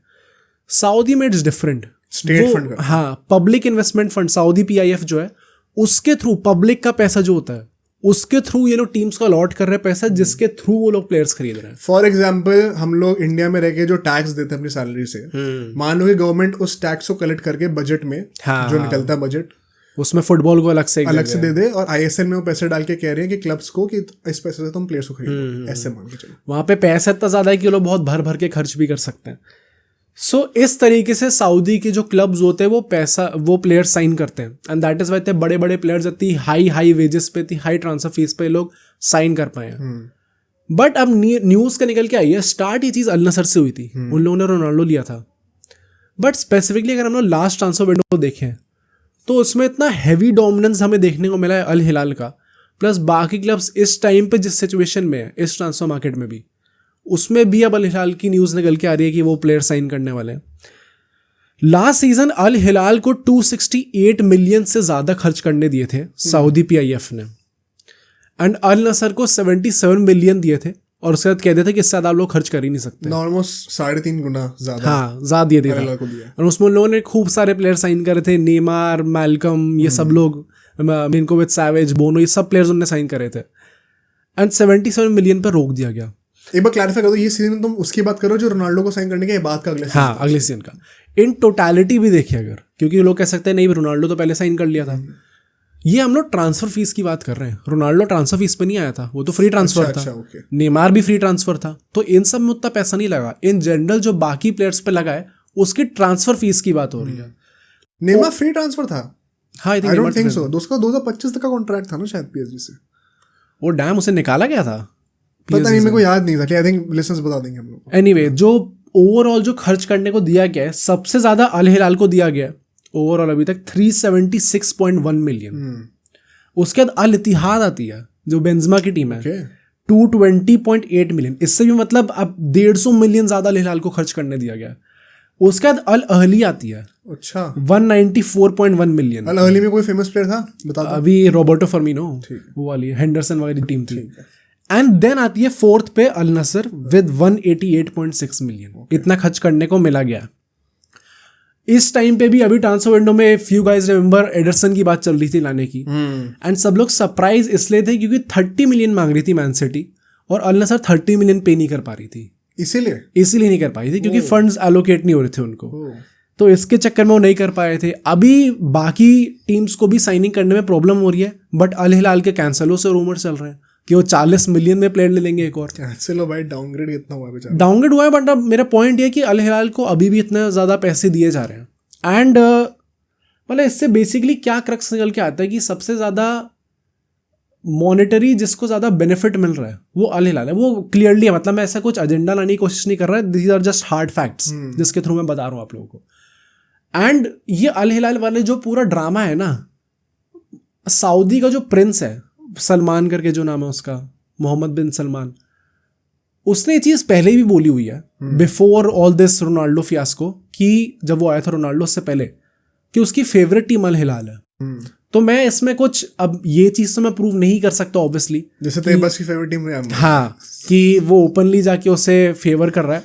मैं बस ये कह रहा हूँ कि मॉनेटरी एटलीस्ट जब आप एक लीग खड़ी कर रहे हो जहाँ पे 4-5 आपने चलो मेन टीम्स पकड़ी हुई है, उसमें भी काफ़ी प्रॉब्लम्स है क्योंकि बाकी टीम्स को पैसा नहीं मिल रहा है, सिर्फ ऊपर की 4-5 टीम्स को मिला है, तो वो भी प्रॉब्लम है एग्जैक्टली लीग को बढ़ाने में। बट एटलीस्ट वो 4-5 टीम्स जो हैं जो कि कॉम्पीट करेंगी, एटलीस्ट उनको टू सम एक्सटेंट थोड़ा ऊपर नीचे चलता है, बट थोड़ा बहुत तो एग्जैक्टली एक तरीके से ट्रीट करा जाए। पर लोग ये भी तो कह सकते हैं कि भाई अल हिलाल जीतती है हर बार, तो एज अ विनर उसको ज़्यादा पैसे ही मिलने चाहिए खर्च करने के लिए। नहीं, तो वही तो चीज़ तोड़नी है। अगर आप एक प्रोजेक्ट बिल्ड कर रहे हो इस टाइम पे, मैं मतलब आप लोग इंसेंटिव बेस्ड स्कीम हो गई ना ये, कि जो लीग जीतेगा, जो अच्छा परफॉर्म कर उसका पैसे। यार जिस टीम को आपने पहले ही सबसे ज़्यादा पैसे दे दिए, इस टाइम पर अल हिलाल की टीम तो इतनी अच्छी है कि मतलब सब लोग जानते हैं वो खेलती ही बहुत अच्छा है एक्चुअली में। तो जिसको आपने सबसे ज़्यादा पैसा लॉट कर दिए in a league, in a Saudi league, जहाँ पे बाकी प्लेयर जो है वो सारे होम ग्रोन टैलेंट है जिनका लेवल कहीं भी आसपास नहीं है, तो नेचुरली आपने इनिशियली जिसको ज़्यादा पैसे दे दिए, फिर तो मोनोपोली बनती जाएगी और फिर एक वो करते ही जाएंगे। तो मुझे लगता है स्पेशली जब एक लीग प्रोजेक्ट ग्रो कर रहे होते हो तो बहुत इंपॉर्टेंट होता है कि आप एक न्यूट्रल बेसिस पे पैसा स्प्रेड करो, एंड उसके बाद जो टीम जीत रही है फिर वो जो आपको करना है कर लो, वो इंसेंटिव अलग रखो। हाँ, प्लस मुझे लगता है शायद इतना नहीं दिमाग भी लगाया होगा भाई। जैसे तो मुझे याद है सब लोग कह रहे थे कि सऊदी वाला जो प्रोजेक्ट बन रहा है इट इज़ डिफरेंट और इस बार ये लोग काफ़ी दिमाग लगा रहे हैं। It is once again going towards a fail story right now. मतलब फेल्ड क्यों कह रहे हो भाई? जैसा इन लोगों ने हाइप क्रिएट करी थी उसके ऊपर ये बिल्कुल भी कैपिटलाइज नहीं कर पाए। मैं लिख के बात दे सकता हूँ, जब रोनाल्डो जिस साल गया था उस साल जितनी हाइप थी उससे कम हाइप थी अगले साल जब नेमार गया था, और वो उस ट्रांसफर विंडो की बात कर रहा हूँ, प्लेयर्स की बात नहीं कर रहा। और उससे कई ज्यादा कम हाइप है इस साल जब हार्डली कोई बड़ा प्लेयर गया।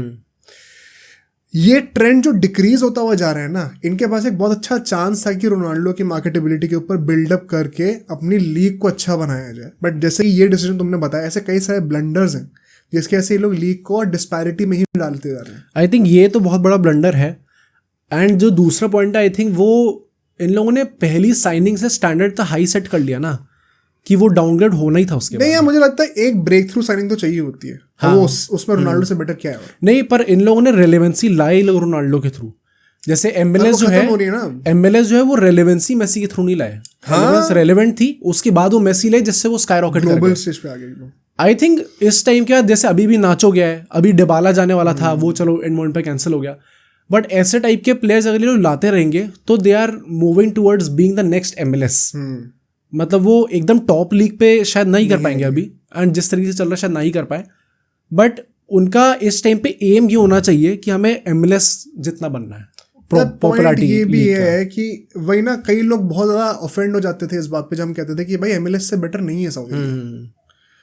आई थिंक आज से 5 साल बाद फिर से हम लोग उसी जगह पे आ जाएंगे जैसा ट्रेंड चल रहा है, अनलेस कुछ चेंज हो जाए तो। एक वो होता है ना, कहावत होती है, एक स्टडी होती है कि भाई कोई चीज जो कि एकदम से उठ जाए ऊपर, वो उतनी जल्दी नीचे भी गिरती है। हाँ। सऊदी एक टिपिकल केस स्टडी लग रही है मुझे इस वक्त उसके बारे में। ओके। एमएलएस ने over a lot of years buildup करा इस मोमेंट तक, तो वो सस्टेनेबल सक्सेस है। वो गिरेगा एकदम ऐसे नहीं गिरेगा, धीरे धीरे करके गिरेगा भी। तो सऊदी का भी ऐसे भाई नॉट रेलेवेंट टोटली रेलेवेंट, अब एकदम से नीचे गिरने वाली दोबारा।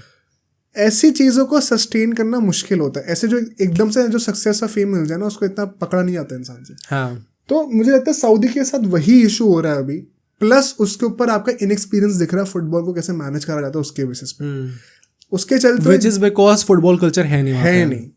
एमएलएस की बात वही है, यूएसए को तुम कितना भी क्रिटिसाइज कर लो, वहाँ पे फुटबॉल कल्चर सऊदी से बहुत ज्यादा है। हाँ। जहाँ पे कल्चर ज्यादा होगा वहाँ पे सिस्टम अपने आप they will fall into place. तो ऐसे में आप अल्टीमेटली ऐसे प्लेयर्स को पिस ऑफ करने वाले हो जो कि यूरोप में रह के आ रहे हैं जहाँ पे बेस्ट कल्चर है फुटबॉल के लिए। फिर वो क्यों ही रुकेंगे यहाँ पे? प्लस ये मैनेजमेंट वाला जो पॉइंट है, इससे एक बहुत फनी चीज़ निकल के आती है जो कि आई डोंट नो ट्रू है नहीं है, बट ये रूमर्स आए थे ऐसे कि अल-नसर ने कोई मैनेजमेंट में एक नया बंदा हायर करा था, एंड उनका जो सऊदी सुपर कप अभी जो मैच था उसमें जो सेमीफाइनल था, फाइनल तो लोग हार गए, उसमें वो बंदा जो है स्टेडियम आके डिफ्रेंशिएट नहीं कर पा रहा था कि कौन सी टीम अल-नसर है कौन सी दूसरी टीम है। क्या? उसे इतना आइडिया ही नहीं था इसके बारे में। सो ये तो हाल है। हाँ, मैनेजमेंट में भी सही बंदे लाने बहुत ज़्यादा इंपॉर्टेंट है। एंड इसी के चलते थ्रू पता नहीं क्या प्रेशर बना है क्लब के अंदर, जिसके चलते उनका जो प्रेसिडेंट था इब्राहिम अल मोहदीब, जो भी, आई एम सॉरी प्रोनाउंस गलत कर रहा हूँ मैं शायद मोस्ट प्रोबब्ली, बट उस बंदे ने रिज़ाइन कर दिया। एंड देन ये भी बात चल रही थी कि लुइस कास्त्रो जो कि कोच है इस टाइम पे उनका, उसको सैक कर दिया जाए, जो कि वही ना कि मॉडर्न डे फुटबॉल में बहुत ईजी है ये चीज़ करना। कोई टीम परफॉर्म नहीं करी तो क्या मैनेजर को सैक कर दो यार। बेंजेमा को पसंद नहीं आ रहा मैनेजर, तो मैनेजर को सैक कर दो, राइट। तो एंड सरप्राइजिंगली इस टाइम पे रोनाल्डो ने ओपनली सपोर्ट करा मैनेजर को, क्योंकि अपेरेंटली उसके दिमाग में ये बात है कि मैनेजर की गलती नहीं है, ये लोग जिस तरीके से हैंडल कर रहे हैं वो सिचुएशन गलत है। तो इसके चलते रोनाल्डो का पूरा सपोर्ट मैनेजर की तरफ रहा है। बट इन जनरल जो हालात हैं वो काफ़ी ज़्यादा ख़राब चल रहे हैं। टाइम एंड टाइम अगेन ऐसे रूमर्स आते हैं कि शायद रोनाल्डो छोड़ के जा सकता है। इवन अभी जो लास्ट मैच हुआ था, अभी कल ये मैच हुआ था, उसमें अपेरेंटली कोई उसका ऑन साइड गोल था जिसको उन लोगों ने ऑफ साइड दे दिया। क्यों? क्योंकि उसका हाथ जो है वो लाइन के आगे था। ना जो नए रूल्स हैं उसके हिसाब से जो बॉडी पार्ट जिससे आप गोल स्कोर नहीं कर सकते हो, अगर वो लाइन के आगे होता तो ऑफ साइड नहीं माना जाता। तो तुम क्या कह रहे हो कि जानबूझ के करा जा रहा है?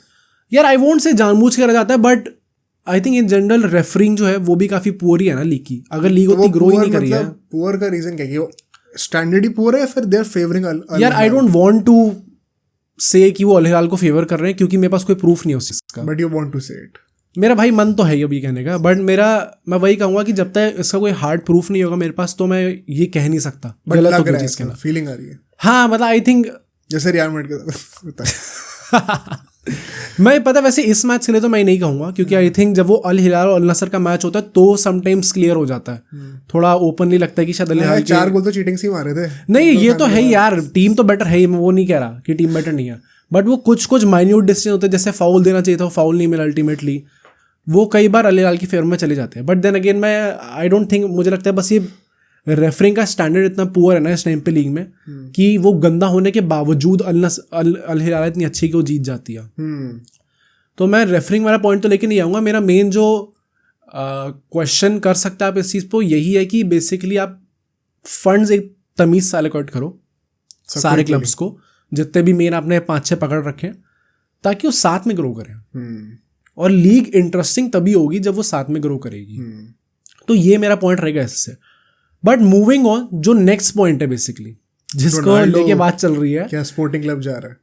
रोनाल्डो के रूमर्स आ रहे हैं। Before you actually discuss the rumours, basically Ronaldo Saudi league क्यों छोड़ के जाना चाह रहे हैं, वो समराइज कर दो 2-3 पॉइंट्स में। सो बेसिकली पॉइंट ये है कि सऊदी की तरफ से जो भी PIF है उनकी पब्लिक इन्वेस्टमेंट फंड, वो लोग इक्वल बेसिस पर सारे क्लब्स को पैसा अलॉट नहीं कर रहे, एंड अल हिलाल को बाकी सारे क्लब से ज्यादा पैसा अलॉट कर जा रहा है, कंसिडरेबली हाई अमाउंट दिया जा रहा है, 2-3 गुना ज्यादा। अल नसर इस टाइम पे 4th पे है इन टर्म्स ऑफ कितना पैसा आपको अलॉट किया गया है। अल इत्तिहाद और अल अहली को भी ज्यादा पैसा मिला है। इस सीजन में हमने देखा एडरसन साइन नहीं कर पा रहे थे, वहां पे वो कैंसलो साइन करने की बात चल रही है। तो इस सबसे खफा होकर रोनाल्डो काफी गुस्सा है। क्या रेफरिंग का भी इसमें कोई रीजन है? मैं ऑलवेज अगेंस्ट मी। सी रोनाल्डो का आई थिंक वो पर्सनल इशू है। आई डोंट थिंक वो, क्योंकि ये चीज पहले भी थी, एंड इसलिए मैं इसको सऊदी लीग पे नहीं डाल दूंगा देन अगेन, क्योंकि I don't have a proof. But I think Ronaldo खुद बहुत जल्दी एजिटेट हो जाता है, एंड उससे थोड़ी प्रॉब्लम होती है। तो आई थिंक वो उसका पर्सनल इशू है, वो उससे खुद डील करना पड़ेगा उससे। बट इन सब चीजों से खफा होके ये न्यूज आ रही है कि रोनाल्डो सऊदी क्लब छोड़ के स्पोर्टिंग CP जाने वाला है। ठीक है। एंड स्पोर्टिंग का जो इस टाइम पे कोच था, उसने कुछ ऐसा कह दिया कि everyone eight sporting dreams of the return of Ronaldo. उनने वो जर्सी पे CR7 स्पॉन्सर करा लिया था, अपने स्टेडियम का नाम रोनाल्डो पे रख लिया था, अपनी जो ट्रेनिंग फैसिलिटी है वो रोनाल्डो पे रख लिया था। तो इसके चलते ये न्यूज़ आ रही है। नो, यहाँ पे भी कुछ इंटरेस्टिंग क्वेश्चन है जिसको एड्रेस करना जरूरी है। ठीक है।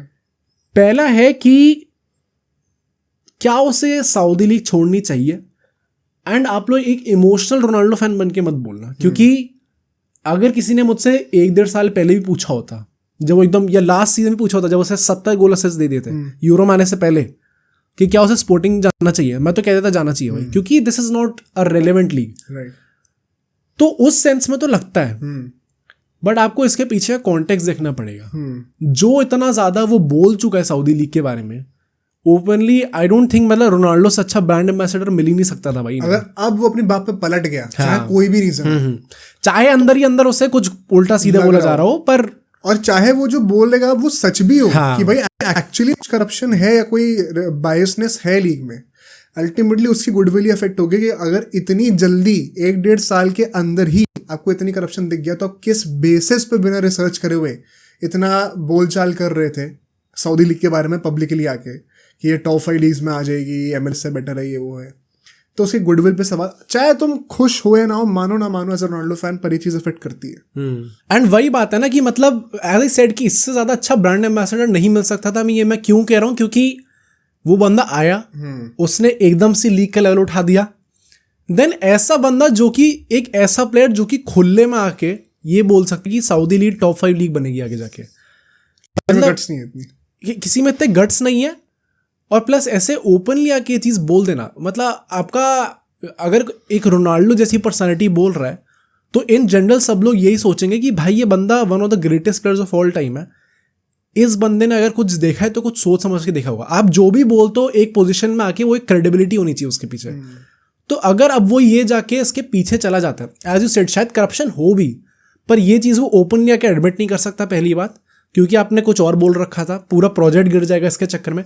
अगर रोनाल्डो जैसे बंदे ने जिसके बेसिस पे इन लोगों ने अपना पूरा प्रोजेक्ट बिल्ड करा है, अगर नेमार आके बोलेगा घंटा फर्क नहीं पड़ने वाला।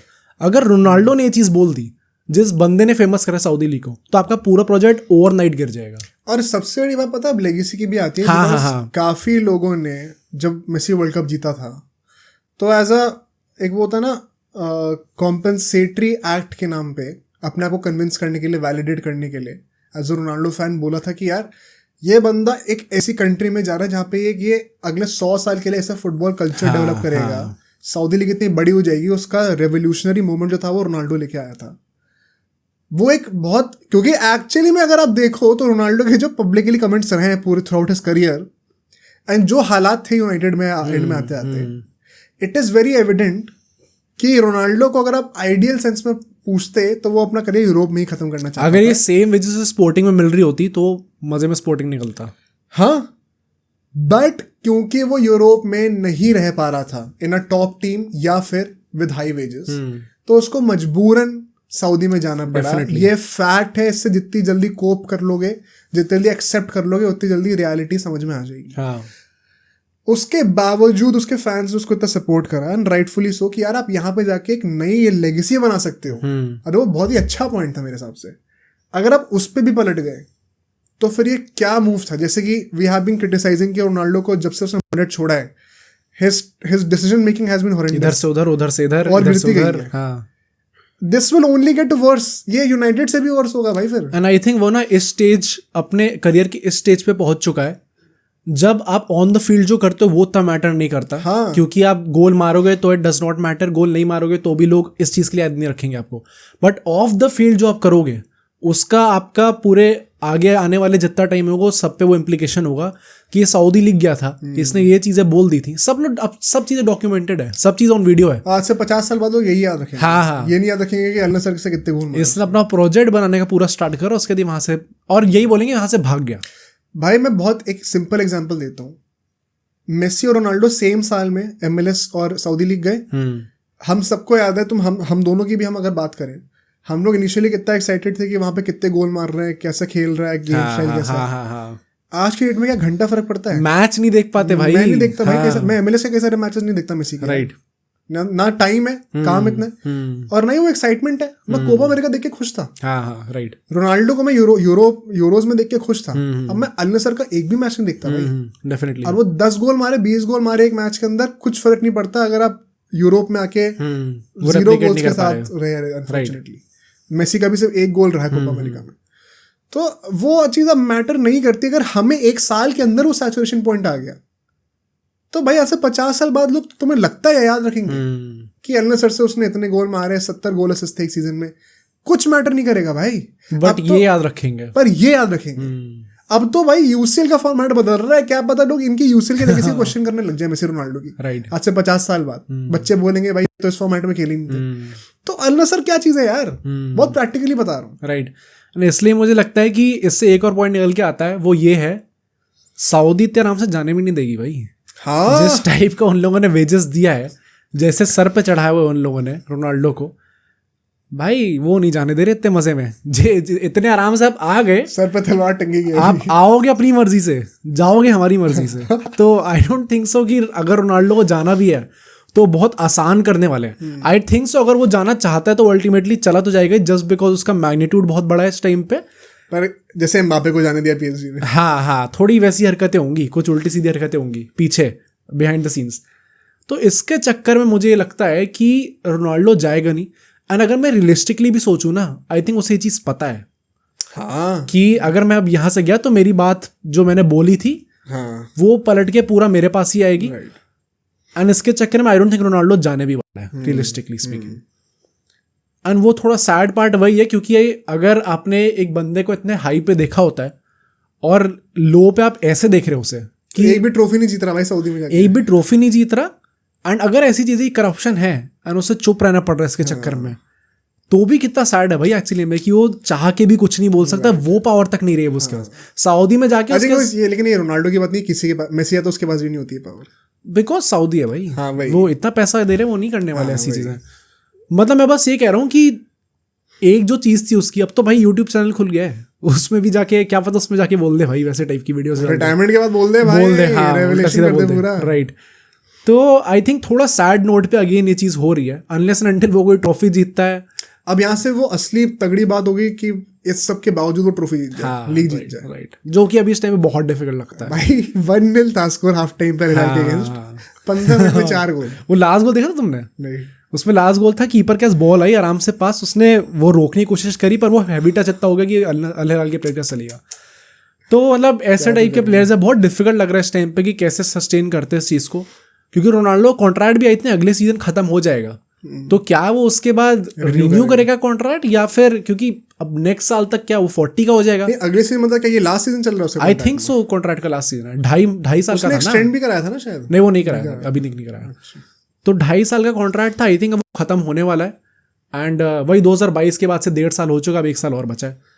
तो लेट्स सी कि क्या वो कॉन्ट्रैक्ट रिन्यू करता है या फिर वो कोई और डेस्टिनेशन ढूंढने के लिए जाता है, एंड क्या वो डेस्टिनेशन अगले साल तक उसके पास अवेलेबल होगी या नहीं होगी, क्योंकि इतने आगे पहुंच चुके 40 साल में, पता नहीं कोई आएगा फिर या नहीं आएगा। पर अगर वो अपना कॉन्ट्रैक्ट पूरा करके मतलब तो रिस्पेक्टफुल है और अपनी ऑब्लिगेशन कंप्लीट करके भी जा रहा है, तो भी मुझे लगता है कि थोड़ा वो है, क्या चीज, आई डोंट थिंक उसको जाना चाहिए भाई यार, कायदे से तो नहीं जाना चाहिए, क्योंकि अगर उसने इतना इन्वेस्ट करा है वर्बली एंड अदरवाइज आल्सो एक लीग में, या तो आपको रिटायर करना पड़ेगा या फिर यही खेलो उसको जब तक सक्सेसफुल नहीं मैच तब तक, राइट, वरना इतनी बातें नहीं करनी चाहिए थी। Make sense. But moving on, जो हम लोग बात कर रहे थे, क्या वो अपने यूट्यूब चैनल पे सब चीजें बोल सकता है? भाई यूट्यूब पर रोनाल्डो का इंसेन इफेक्ट रहा है कुछ ज्यादा ही, मतलब मेरे लिए डिस्कशन बहुत लेम है भाई। Fair enough. 1 मिनट के अंदर उसने 186K सब्सक्राइबर्स कर लिए थे, देन 1 घंटे में 1 मिलियन हो गए थे, 10 घंटे के अंदर ही 10 मिलियन हो गए थे। इस टाइम पे वो 33 को सरपास कर गया स्पीड। मैं जिस टाइम पे सोने जा रहा था कल, तब वो लाइव स्ट्रीम कर रहा था स्पीड, और कुछ 17,000 सब्सक्राइबर्स बचे थे उसके, और विद इन कुछ 1-2 मिनट के अंदर हो गए, तो सरपास कर लिया उसने। तो बड़े बड़े यूट्यूबर्स तो आगे पहुंच चुका है, 35 समथिंग या 34 मिलियन के आसपास अभी ऑलरेडी हो चुका है वो, अभी 2 ही दिन हुए हैं, 35 हो गया ऑलमोस्ट। हाँ, 28 तो उसके थे, पास कर गया। मेसी के तो क्या 2-3 मिलियन थे भाई। यूट्यूब चैनल है, रोनाल्डो का भी था इससे पहले, पर वो स्पॉन्सर्स वाला था ना, उसमें लोग खुद वीडियो थोड़ी डालते थे। मेसी का भी वही वाला है शायद। हाँ, तभी तो इतने वो नहीं है। रोनाल्डो के भी, हाँ, रोनाल्डो के भी इतने ज्यादा, मेसी ज्यादा थे पर इतने ज्यादा सब्सक्राइबर्स नहीं थे उसके भी। अच्छा, ये उसका पर्सनल है क्या? ये पूरा यार इट सीम्स सो, एंड भाई मेरा पॉइंट यही था कि पहली बात तो प्रॉपर यूट्यूब एंडेवर लग रहा है देखने में। हाँ, लग रहा है देखने में। जैसे उसने अनाउंसमेंट करा था, वो पॉडकास्ट वाली उसने पहली स्टोरी पे डाला था, और तब मेरा रिएक्शन ये था, भाई ये पता नहीं क्या बोलने वाला है जाके, ऐसे ऐसे रूमर्स आ रहे हैं ऑलरेडी सऊदी के, कुछ उल्टा सीधा ना बोल दे जाके। तो मैं उस टाइम पर डर गया था। फिर बाद में चला यूट्यूब चैनल है ये चलो इसका। Firstly if I ask you, what kind of content do you want him to make? मैं चाहता हूँ कि वो पॉडकास्ट बने। हाँ। मैं तो पॉडकास्ट ही कंज्यूम करता हूँ, क्योंकि उसमें लाए अपने पुराने दोस्तों को जो एक्स प्लेयर्स हैं, या फिर कोई करंट प्लेयर जिसको भाई लेकिन करंट प्लेयर का करियर क्यों रुइन करना है, एक्स प्लेयर्स को ही बुलाओ, एंटनी ले आओ ना भाई, एक्स प्लेयर्स को ही ले आओ। हाँ। या फिर सोलो पॉडकास्ट कर लो 1-2, और उसमें कुछ अपनी सच्चाई बता दो भाई। पता है मेरा यही पॉइंट है कि आई वांट कि ये एक वो स्पॉन्सर्ड वाला कंटेंट हो, जैसे अभी तक उससे जो वीडियोस निकाली हैं, ऑल्दो आई स्टिल थिंक हमें अभी पता नहीं है कैसा कंटेंट आने वाला है, ये सब ट्रेलर टाइप का था, पर जैसे टाइप की उसने वीडियोस अभी तक निकाली हैं, अभी भी वो थोड़ा सा अनफिल्टर्ड लग रहा है देखने में, बट वो काफी हद तक इतनी ज्यादा उसके अंदर प्रोडक्शन क्वालिटी इतनी ज्यादा हाई है ना कि वो एसेंस चली जाती है कई बार चीज की, रॉ नहीं लगता। हाँ। मेरा पॉइंट है भाई, मुझे नहीं जानना कि रोनाल्डो का फेवरेट कलर क्या है, फेवरेट गाड़ी क्या है, वो सब है। ये तो वैसे भी इतने सारे इंटरव्यूज में आ चुका है। राइट। मुझे स्पोर्ट रिलेटेड चीजें जाननी है, फुटबॉल फील्ड पे इंसिडेंट्स, फुटबॉल फील्ड, उसकी पर्सनल लाइफ। आई वांट कि एक वो थोड़ा अनफिल्टर्ड कंटेंट डाले, जिससे जो उसने पूरी चीज थीम उस चैनल का कि इसके थ्रू हम लोग फैंस का और मेरे बीच में जो डिस्टेंस है वो कम करेंगे, तो वो कम इसी तरीके से हो सकता है जब आप अपनी पर्सनल लाइफ थोड़ी शेयर करो। और जो मैं कह रहा हूँ, मतलब शायद वो मेन स्ट्रीम ना हो, क्योंकि कई लोगों को शायद इतना टेक्निकली नहीं जानना कि फुटबॉल फील्ड पे क्या स्टोरी। यार मुझे वही है ना कि वो अफोर्ड कर सकती थी, जैसे अभी जो एकदम एक चीज चल रही है कि मिस्टर बीस्ट को कर पाएगा नहीं कर पाएगा। मिस्टर बीस्ट 300 समथिंग मिलियन पे बैठा हुआ है, मुझे भी लगता है धीरे धीरे जाके डाई डाउन कर जाएगा। ऑफ कोर्स वो करेगा, इनिशियल हिस्टेरिया है। हाँ, तो इसलिए शायद ना कर पाए उसे, बट मुझे ये लगता है कि भाई Mister Beast is solely dependent on YouTube, in the sense कि मतलब भाई बिजनेस है उसके, बट वो बेसिक जो बिजनेस कनेक्टेड भी इसलिए क्योंकि यूट्यूब उसका इतना तगड़ा ग्रो करा है। रोनाल्डो को कुछ घंटा फर्क नहीं पड़ रहा भाई, एंड इसलिए वो जैसे टाइप का कंटेंट डालना चाहता है लोग देखेंगे भी उसका कंटेंट, और वो जो मर्जी बोल सकता है। अगर उसने ये चीज़ एक्चुअली में कर दी कि वो ऐसा अनफिल्टर्ड टाइप का पॉडकास्ट डालने लग गया या फिर जो भी वीडियोस डालने लग गया, आई थिंक उसकी पब्लिसिटी तो बहुत तगड़ी होगी इसके चक्कर में। भाई एक रील डालनी उसके इंस्टाग्राम पे, उसके मोस्ट फॉलोअर्स इंस्टाग्राम पे। हाँ, प्लस मतलब इन जनरल भी मतलब I want him to talk about his tenure at United, कि क्या उस टाइम पे सिचुएशंस हुई थी। मुझे वो इंटरेस्ट स्टोरीज में ज़्यादा इंटरेस्ट। हाँ, जो कंट्रोवर्सीज हुई हैं, क्या एग्जैक्टली रियलिटी है उसके पीछे, उसकी साइड क्या उससे एक्चुअली में लग रहा था, एंड क्या उसकी फैमिली को लग रहा था। आई थिंक वैसा टाइप का जानना। ये जो रैपिड फायर क्वेश्चंस हैं जो उसने जॉर्जिना के साथ करे, ये तो मतलब मेरे को नहीं जानना भाई। ये तो हमें पता ही है यार ऑलरेडी। कितनी YouTube ना ही पता तो भी मेरे को नहीं इंटरव्यू, भाई मेरे को तो मजा आता है, बट इंटरव्यूज में हम लोग कितनी बार देख चुके, तो ये सब चीजें पता चल भी जाएंगी तो क्या हो जाएगा। जो ह्यूमन साइड है रोनाल्डो की, मुझे नहीं लगता कि ये सब बातें करेगा वो यार। शायद आज से 5-10 साल बाद, अभी तो नहीं करना। रिटायर होने के बाद, रिटायर तो 5-10 साल में थोड़ी होगा, तो अभी हो जाएगा। बट हाँ भाई एक अपनी पब्लिक इमेज तो बनानी पड़ती है, बचानी पड़ती है। हाँ, आई थिंक थोड़ा तो वो करेगा, आई थिंक थोड़ा हेजिटेट तो करेगा ही करेगा, बट मतलब भाई उसकी रेलेवेंस तो अब गिरेगी ही, अब बढ़ेगी नहीं रेलेवेंस। हाँ, मतलब पीक हिट कर चुका है। आई वांट कि चलो वो नहीं भी हो रहा तो ऐसे टाइप की वीडियो डाल दे, भाई मेरा वर्कआउट क्या है, वर्कआउट रूटीन क्या है, मतलब एक थोड़ा ह्यूमन साइड जिससे उसकी देखने को मिले, पर्सनल लाइफ में थोड़ा एक झांकने को मिले उसके, वैसे मेरा थोड़ा एक्चुअली डिफरेंट कंजम्पशन पैटर्न होता है। मैं कुछ देख रहा होता तो मेरे को वो लगता है कि मेरे को क्या वैल्यू मिल रही है, मतलब तुम्हें वो ज्ञान चाहिए उससे। हाँ, मतलब कुछ ना कुछ ऐसे चाहिए जो मैं एक्चुअली में कर सकता हूँ, या फिर जिसको मुझे सीख के कुछ अच्छा पता चल जाएगा। तो मैं तो उस पर्पस से आई थिंक रोनाल्डो का तो मतलब इधर वे जो भी आने वाला उसका, मैंने उसकी सारी वीडियोस देखी, सब पे लाइक करा। मैं अपने दोस्तों से कह रहा हूँ भाई इसको सब्सक्राइब क्यों, इतना हमारे चैनल के लिए करेगा भी, सब्सक्राइब क्यों नहीं करा तुमने इसको। आई थिंक वो भी थोड़ा भाई थोड़ा लेम लग रहा था देखने में जब वो सब्सक्राइब बोल रहा था ना, बोले भाई। बट ठीक है यार, मतलब आई थिंक चैनल का देखते अब कैसे पैन आउट करता है, उसके कैसे टाइप का कंटेंट आता है। इतना फनी वो था भाई, मुझे लगता है यूट्यूब वाले सब वहीं बैठे होंगे कि ये तो इसने स्टार्ट करा है, सारे इसको बटन तुरंत तुरंत लाके। नहीं तो मुझे तो पहले से ही होगा, प्रीमेड होगा। उसने जो पहली रील डाली है अनाउंसमेंट की, वो यूट्यूब के साथ टैग्ड थी। अच्छा, ओके ओके ओके। तो यूट्यूब को पता होगा ना कि रिकॉर्ड शूटिंग है, तो इतनी जल्दी थोड़ी बन पाती है, वरना हाँ हाँ बन के डिलीवर भी हो गई। राइट, तो होगा भाई सब कुछ। सिल्वर प्लेट आ गई, गोल्डन प्लेट आ गई, वो डायमंड आ गई, वो रूबी वाली भी जो होती है वो भी आ जाएगी शायद। लेट्स सी भाई कैसे पैन आउट करता है ये आगे जाके। But that's it for today's podcast. And अगर आपको ये पसंद आई होगी तो इसको ज़रूर लाइक करेगा, चैनल को सब्सक्राइब करेगा, अपने दोस्तों में इस पॉडकास्ट को, इस चैनल को शेयर करिए। हमें भी डायमंड बटन दिलवाओ भाई जल्दी। हाँ भाई, हाँ भाई, क्या कर रहे हो यार। बाकी जो पॉडकास्ट जो हमने टॉपिक डिस्कस करे उन सबके बारे में आपके जो ओपिनियंस हमें कमेंट्स में बताइएगा जरूर। और वन सेकेंड रिमाइंडर सबको दे दूं, अगले पॉडकास्ट से अब से जितनी पॉडकास्ट आया करेंगे मंडे ऑनवर्ड्स, वो रात को 8 बजे आया करेंगे। मंडे, वेंसडे, फ्राइडे हर हफ्ते रात को 8 बजे आपको इस चैनल पे एक पॉडकास्ट मिल जाया करेगा। तो आप बिना किसी बेझिझक होके रात को 8 बजे अपना यूट्यूब खोल सकते हैं, आपको सब्सक्रिप्शन फीड पे हमारा पॉडकास्ट दिख जाएगा। गेस करने की जरूरत नहीं कि कब आएगा पॉडकास्ट, सुबह आएगा, शाम को आएगा। एक यूनिफॉर्म तरीके से हम चलेंगे एंड होपफुली कुछ नए नए इंटरेस्टिंग चेंजेस भी हम लाने वाले कंटेंट में नेक्स्ट वीक से। उनको भी आप देखते रहिएगा, आपको शायद पसंद आएगा। बाकी जो आपको नेक्स्ट पॉडकास्ट फिलहाल आपको हमारे चैनल से जरूर देखना चाहिए, जो वो आपको यहाँ पे दिख जाएगा उस साइड मोहित के नीचे, उसको भी जाके देखिए और हमें कमेंट करके बताइए कि आपको पॉडकास्ट कैसा लगा।